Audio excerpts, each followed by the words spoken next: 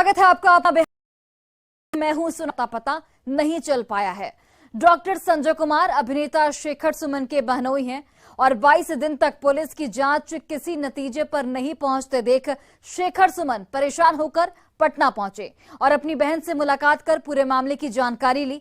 शेखर सुमन ने पुलिस पर आरोप लगाया है कि अब तक की कार्रवाई की कोई जानकारी परिवार को नहीं दी गई है। ऐसे में शेखर सुमन ने पूरे मामले की जांच सीबीआई को सौंपने की मांग की है।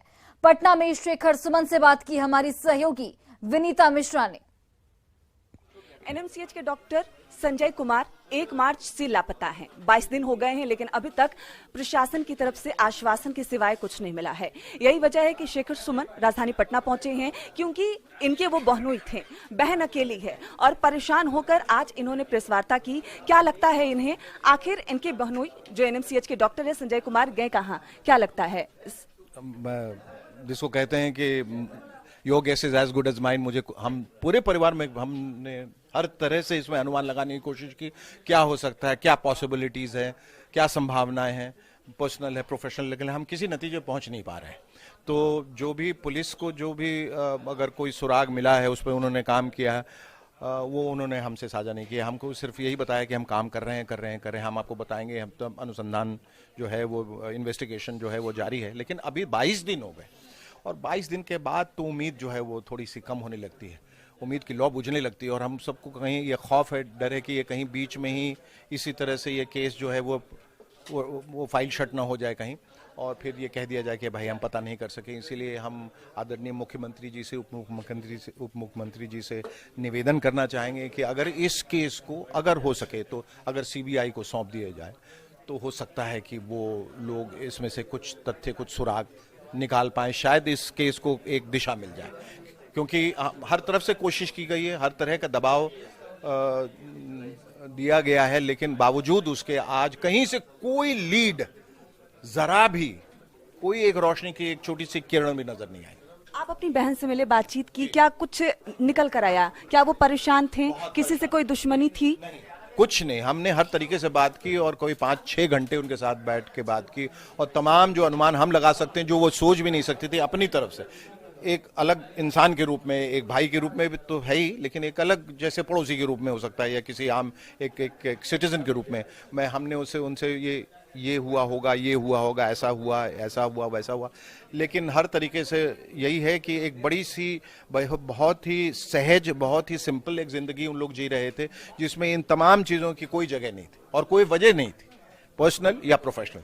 तो फिर ऐसा क्या हुआ कि आखिर वो किस प्रेशर में वो गाड़ी उठा के उस एग्जाम के लिए गए जहां एग्जाम था। बातें आ रही है कि वो काम के लिए निकले, सर्वेंट का कहना है कि वो पार्टी के लिए निकले। क्या साफ हो पा रहा है? ये मैं सर्वेंट की बात से वाकिफ नहीं हूँ।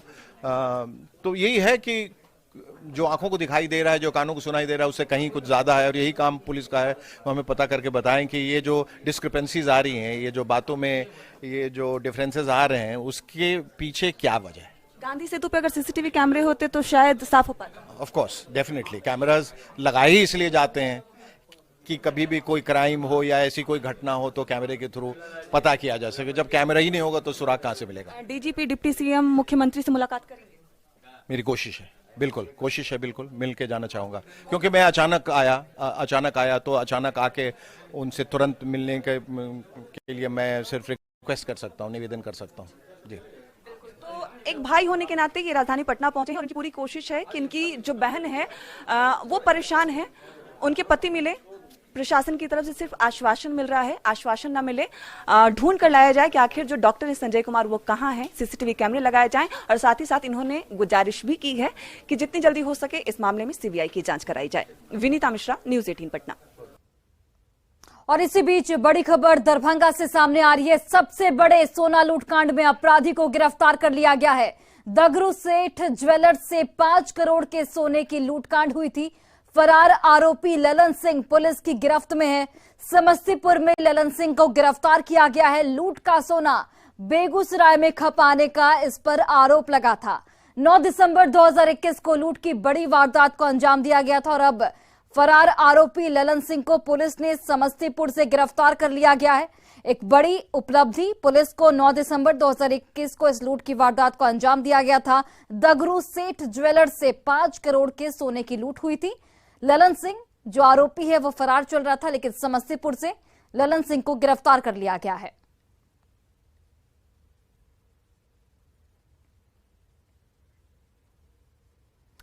और वहीं खगड़िया में पुलिस का अमानवीय चेहरा सामने आया है। दरअसल सोशल मीडिया पर एक वीडियो वायरल हो रहा है जिसमें पुलिस 2 लावारिस शवों का अंतिम संस्कार करने के बजाय उसे घसीटते हुए नदी किनारे ले जाती है और फिर नदी में बहा देती है।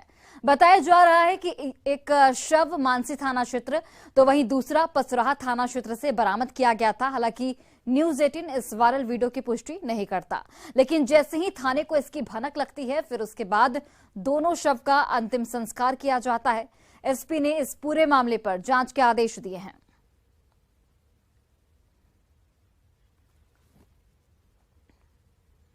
और अगली खबर सासाराम से है, जहां बरहरी ओपी के अग्रसी डेहरी गांव में बच्चों के बीच हुए विवाद में बड़े लोग आपस में भिड़ गए। इस दौरान एक पक्ष की ओर से हथियार भी लहराया गया। इस घटना की लाइव तस्वीरें भी सामने आ चुकी हैं। तस्वीरें आपके टीवी स्क्रीन पर देखिए किस तरीके से वहां पर भीड़ जमा है और एक शख्स हाथ में हथियार लेकर धौंस दिखा रहा है। हालांकि न्यूज 18 इस वायरल वीडियो की पुष्टि नहीं करता, मगर ये वीडियो इस वक्त सोशल मीडिया पर बड़ी तेजी से वायरल हो रहा है। वीडियो सामने आने के बाद पुलिस ने मामले की छानबीन भी शुरू कर दी है।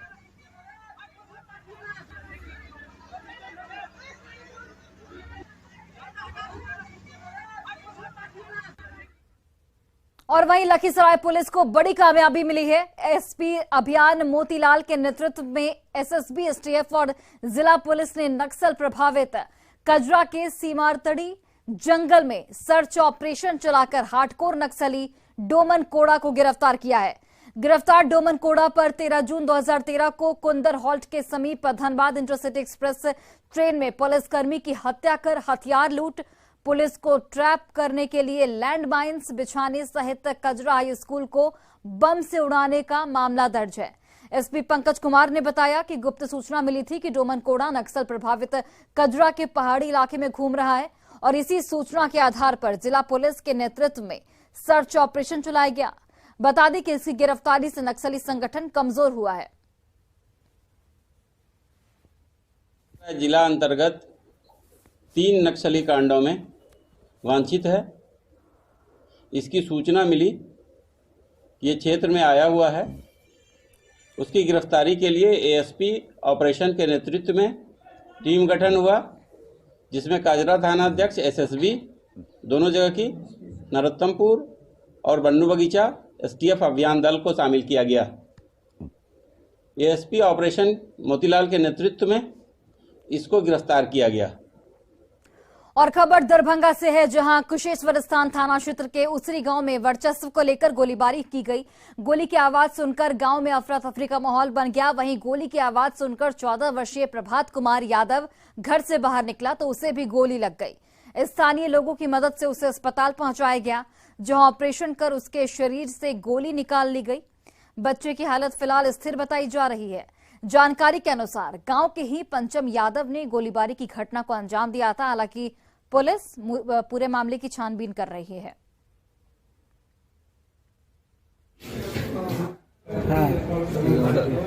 रात गोली फूटी, 1-2 फुटा, हम भागे, लेकिन भागने की शक्ल में लग गया, पता नहीं चला कि कौन फूटा है, कौन मारा है। मान लीजिए बच्चा सब अपना दरवाजा पर खेल रहा था, उससे गोली चला अचानक, बच्चा सब डर गया। 3-4 गो 2-3 गो था बच्चा, भागा, इसको लग गया, शायद पीछा हो गया। इसका सोचा भाई मेरा दरवाजा है। बड़ी खबर हाजीपुर से, जहां बदमाशों ने पटना के एक युवक को गोली मार दी, जिससे वो बुरी तरह से जख्मी हो गया है। घायल की पहचान संजय कुमार शाह के रूप में की गई है। घटना सदर थाना क्षेत्र के दिग्धी की है। बताया जा रहा है कि केंद्रीय विद्यालय के पास रहने वाले किसी शख्स के साथ OLX पर मोबाइल खरीदने की डील हुई थी। संजय मोबाइल देने के लिए जैसे ही केंद्रीय विद्यालय के पास पहुंचा, अपराधियों ने उसे गोली मार दी। रास्ते में जितना भी गाड़ी वाले को रोका गया कि किसी पे लादा जाए, लाद के लाया जाए, कोई गाड़ी रुकने के लिए तैयार नहीं। क्या है, पहचान हुआ है, क्या करते हैं? ये पटना के हैं जैसा बता रहे हैं, ये 0 माइल के आसपास इनका घर है और उधर केंद्रीय विद्यालय में क्या करने गए हैं नहीं पता है। कोई लोग बता रहा है कि SBI बैंक में काम वाम करते हैं या ट्रांसपोर्ट में काम करते हैं। इसके बाद ये ट्रांसपोर्ट में शायद काम करते हैं और इनको वहाँ पे गोली मार के भाग गया, पैसा वैसा छीन लिया है। दिग्गी का ही घटना है ये। और वहीं गोपालगंज में शराब पकड़ने के लिए की जा रही वाहन चेकिंग में उत्पाद विभाग की टीम ने ट्रक से प्रतिबंधित कफ सिरप बरामद किया है। बरामद कफ सिरप की कीमत लगभग 28 से 30 लाख रुपए बताई जा रही है।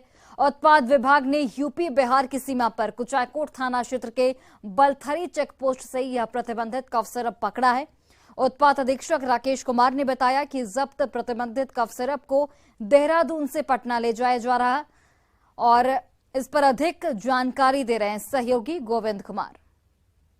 मद्य निषेध एवं उत्पाद विभाग की टीम ने आज कफ सिरप से भरी एक ट्रक को जब्त किया है और यूपी बिहार के जो बलथरी चेक पोस्ट है वहां पर वाहन जांच के दौरान उत्पाद विभाग की टीम ने ट्रक को जब्त किया और ट्रक को जब्त कर जब जांच की गई तो इसके अंदर भारी मात्रा में जो कफ सिरप है वो बरामद की गई। तकरीबन 28 से 30 लाख की जो कफ सिरप दवा है वो इस वक्त जब्त की गई है और पूरे मामले की जाँच की जा रही है। और इस पूरे मामले में हमारे साथ उत्पाद अधीक्षक है राकेश कुमार जी, हम इनसे बात करते हैं कि क्या कुछ कार्रवाई की जा रही है। सर, ट्रक में कफ सिरप मिला है, कहाँ से आ रहा था? वाहन जांच हम लोग कर रहे थे। बलथरी चेक पोस्ट पर रेगुलर वाहन जांच होता है, तो उसी के क्रम में जो है टीम द्वारा एक ट्रक को रोक के जब जांच किया गया तो उसमें जो है कफ सिरप था और उसको जब विस्कॉफ नाम का है और कोडिन युक्त है जो कि ऐसे लोग नहीं यूज़ करता है, तो उसको हम लोग बुलाए हैं। अभी ड्रग इंस्पेक्टर हैं यहाँ जो गोपालगंज ज़िले के, तो वो सारे चीज़ों का और कागज़ जो दिया ड्राइवर उसका सबका मिलान कर रही है और जांच कर रही हैं। कहाँ से कहाँ सर ये जा रहा है? ये देहरादून से फैक्ट्री है इसका, वहीं से आ रहा था, पटना बताया कि जा रहा है। कितने लाख की तकरीबन है ये कफ सिरप? उसमें जो बिलिंग है 27-28 लाख है, उसमें दाम लिखा हुआ और इसके साथ कुछ हेमोपैथिक की भी दवा है। तो सारे चीज़ों का जांच हो रहा है, जांचोपरांत जो है वो हम लोग अग्रेतर कार्रवाई करेंगे। बिहार में पूर्ण शराबबंदी कानून लागू है और ऐसे कई जिलों में कफ सिरप भी पकड़े गए हैं जिससे शराब बनाने के उपयोग में पाया गया है। ऐसे में उत्पाद विभाग की टीम ने इस कफ सिरप से संबंधित एक ट्रक को जब्त किया है और पूरे मामले में जांच की जा रही है कागजात की। और उत्पाद विभाग के साथ यहाँ पर ड्रग्स विभाग की जो टीम है वो भी पहुँची हुई है और जाँच के बाद कुछ स्पष्ट हो पाएगा कि ये ट्रक कहाँ जा रहे थे और इन दवाओं का किन चीज़ों में इस्तेमाल करना था। गोविंद कुमार, न्यूज़ 18, गोपालगंज। बीजेपी सांसद सुशील मोदी ने एक बार फिर सीएम नीतीश कुमार और डिप्टी सीएम तेजस्वी यादव पर निशाना साधा है। सुशील मोदी ने कहा कि चाचा भतीजा को हकीकत का एहसास हो गया कि तेजस्वी यादव कभी सीएम नहीं बन पाएंगे। सीएम नीतीश कुमार पर भी अपने वादे से पलट चुके हैं, ये आरोप लगाया गया और नीतीश कुमार का पीएम बनने का सपना चकनाचूर हो चुका है, ये भी कहा गया। फिर भी दोनों को एक दूसरे की जरूरत है, इसलिए दोनों साथ हैं। सुशील जी, बिहार में जिस तरह से तमाम चीज़ें सामने आ रही हैं, तेजस्वी यादव डिप्टी सीएम कह रहे हैं कि न हमें मुख्यमंत्री बनना है न नीतीश जी को प्रधानमंत्री बनना है। इस तरह के बयान सामने आ रहे हैं, इसका क्या मतलब निकाला जाए? देखिए, अब चचा भतीजा दोनों को जमीनी हकीकत का एहसास हो चुका है। तेजस्वी यादव कल तक कह रहे थे कि मुझे कोई हड़बड़ नहीं है, अब कह रहे हैं कि मेरी कोई इच्छा नहीं है। तो 2 दिन में वो पहले हड़बड़ नहीं और अब करे इच्छा नहीं है, जैसे लगता कोई संत बन गए। देखिए, जो राजनीतिक परिस्थिति बिहार के अंदर बन गई है उसमें अब तेजस्वी कभी मुख्यमंत्री नहीं बन पाएंगे, भले ही राजद जदयू के बीच जो भी डील हुई हो। लेकिन अब नीतीश कुमार पलट चुके हैं और तेजस्वी यादव को सीबीआई ईडी की जो जांच चल रही है उसे नीतीश कुमार की मदद और संरक्षण की आवश्यकता है। तो अब नीतीश कुमार त्यागपत्र देकर तेजस्वी को उत्तराधिकारी नहीं बनाएंगे। अब और तेजस्वी की ये हिम्मत नहीं है कि जनता दल यू को तोड़कर वो मुख्यमंत्री बन जाए और जनता दल यू को नाराज कर ले, क्योंकि दोनों को एक दूसरे की भी आवश्यकता है।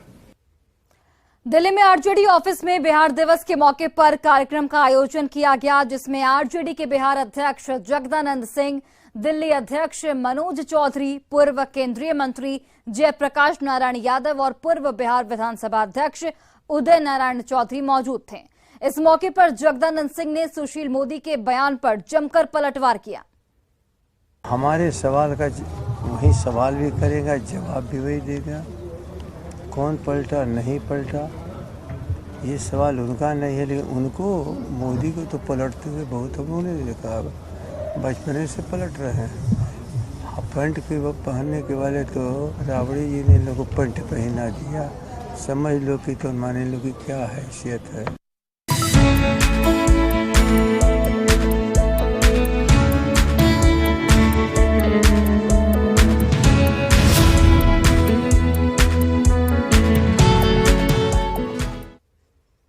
बिहार दिवस समारोह को लेकर एक से बढ़कर एक कार्यक्रम आयोजित किए जा रहे हैं, तो जगह जगह वर्कशॉप का भी आयोजन किया गया है।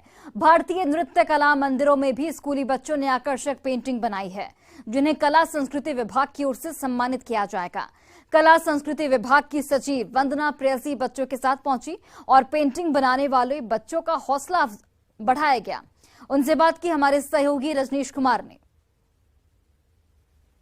धूमधाम से बिहार दिवस समारोह का आगाज हो रहा है, जिसको लेकर सभी जगहों पर जोर शोर से तैयारी चल रही है। तो इस वक्त हम भारतीय नृत्य कला मंदिर परिसर में हैं और देख सकते हैं जो स्कूली बच्चे हैं किस तरह से पेंटिंग बनाने में जुटे हुए हैं। खूबसूरत सी तस्वीर है। बिहार अपना एनिवर्सरी मनाएगा और इसको लेकर छोटे छोटे जो बच्चे हैं उनमें भी एक्साइटमेंट देखने को मिल रहा है। खुद कला संस्कृति विभाग की सचिव हमारे साथ हैं वंदना प्रेयसी, जो इस वक्त विजिट करती हुई नजर आ रही हैं। जरा उनसे बात करते हैं किस तरह से बिहार तैयार है।